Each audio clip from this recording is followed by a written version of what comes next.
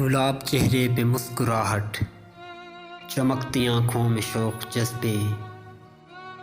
وہ جب بھی کالج کی سیڑھیوں سے سہیلیوں کو لیے اترتی تو ایسے لگتا تھا جیسے دل میں اتر رہی ہو۔ کچھ اس تیقن سے بات کرتی تھی جیسے دنیا اسی کی آنکھوں سے دیکھتی ہو۔ وہ اپنے رستے میں دل بچھاتی ہوئی نگاہوں سے ہنس کے کہتی، تمہارے جیسے بہت سے لڑکوں سے میں یہ باتیں بہت سے برسوں سے سن رہی ہوں۔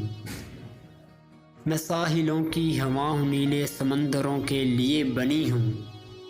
وہ ساحلوں کی ہوا سی لڑکی جو راہ چلتی تو ایسے لگتا تھا جیسے چاندی پگھل رہی ہو۔ وہ کل ملی تو اسی طرح تھی، چمکتی آنکھوں میں شوق جذبے، گلاب چہرے پہ مسکراہٹ۔